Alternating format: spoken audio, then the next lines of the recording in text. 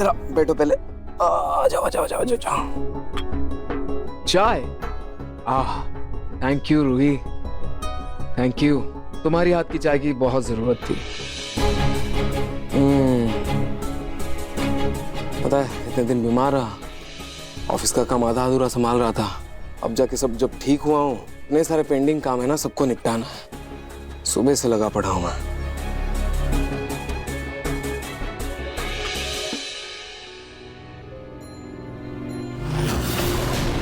इसकी छाया मात्र ही माँ और बच्चे को खतरे में डाल सकती है। यदि अपने वंश का वारिस चाहते हो तो छोटी बहू और बड़ी बहू को अलग अलग रखना होगा। क्या करूं? नाहर जी को मंदिर वाली बात बताऊं कि नहीं?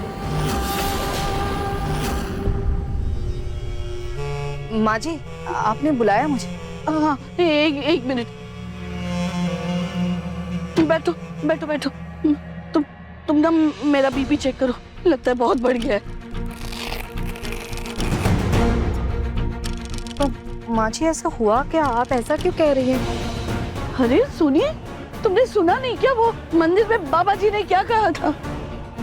सच कहूं सोनी, मुझे ना इस घर के होने वाले वारिस की बहुत फिक्र हो रही है। और देखो ना हम दोनों की किस्मत कितनी बुरी है। अब तक हमने ढंग से अपने पोते और परपोते का सुख भी नहीं लिया है। कहीं कुछ गड़बड़ ना हो जाए। नहीं नहीं नहीं नहीं माँ जी, आप ये सब क्या कह रही हैं? माँ जी, मैं मेरे समर के बच्चे को कुछ भी नहीं होने दे सकती, चाहे इसके लिए मुझे कुछ भी करना पड़े।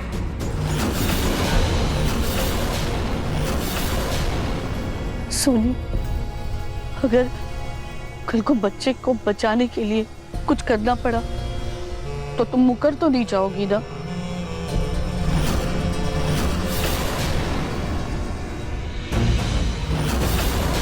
नहीं माँ जी, माँ जी समर के बच्चे के खातिर ही हमने उस रोली को इस घर में रखा था, जबकि हमें तब तो पता भी नहीं था कि वो बच्चा समर का है भी या नहीं। माँ जी, मैं जमीन आसमान एक कर दूंगी, लेकिन मेरे समर के बच्चे को कुछ भी नहीं होने दूंगी।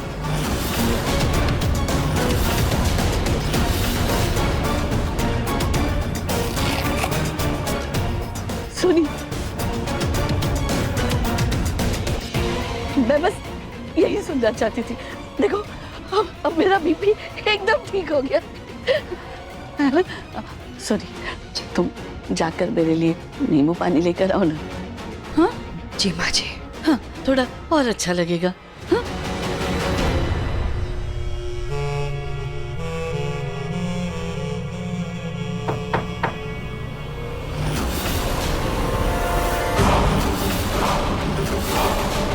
समधन जी, मुझे आपसे रूही के बारे में कुछ जरूरी बात करनी है।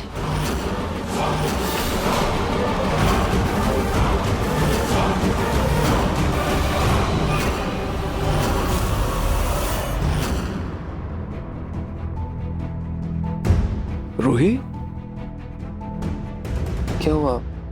कुछ कहना चाहती हो? नाहर जी, वो हाँ बोलो, क्या? वो रूही, दादी ने कुछ कहा?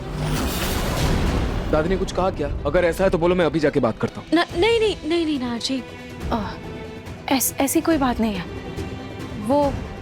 वो मैं ये सोच रही थी कि मैंने चाय में चीनी डाली या नहीं, मुझे याद ही नहीं है। डाली है ना चीनी? पक्का यही बात है ना? हाँ नाहर जी, यही बात है।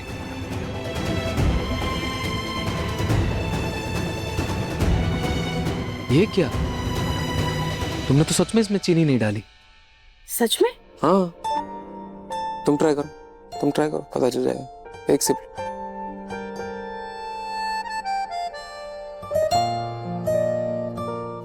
चीनी तो ठीक ही लग रही है। अच्छा,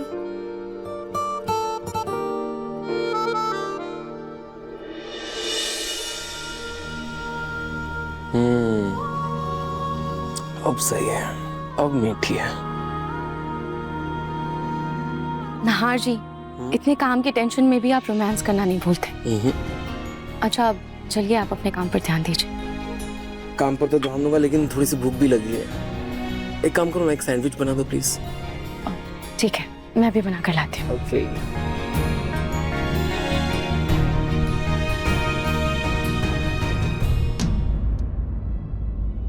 नाहर जी वैसे ही ऑफिस के काम से इतने परेशान हैं। मंदिर में मिले बाबा की बातें बताई तो कहीं वो और परेशान ना हो जाए। भूख लगी है, जाओ।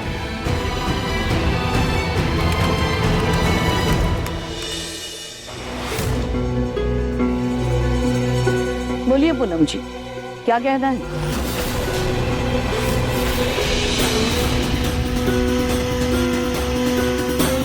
समधन जी,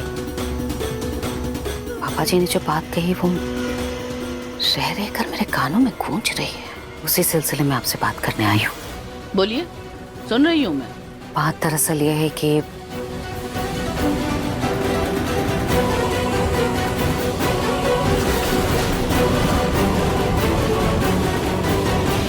पूनम जी, मंदिर में दान पुण्य करते वक्त अपना दिमाग भी दान कराई थी क्या आप?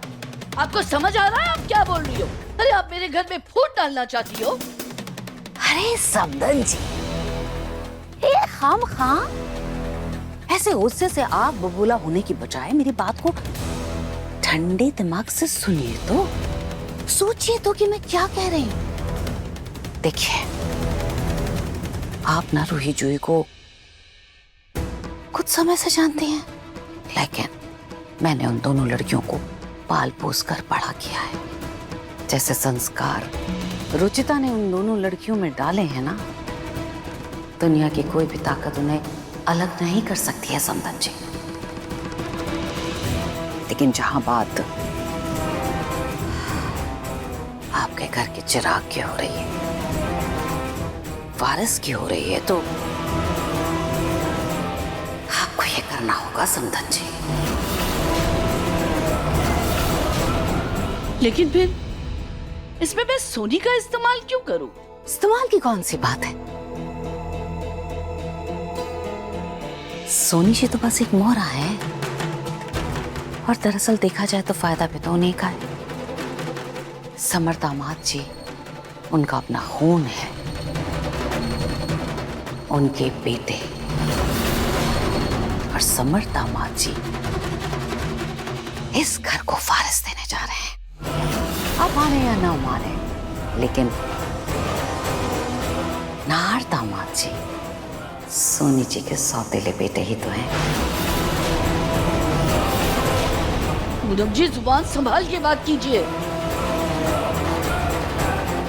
जुबान संभालने से सच को नहीं बदला जा सकता समधन जी, और फिर अपना खून अपना ही होता है। और मैं कहाँ कह रही हूँ आपसे कि आप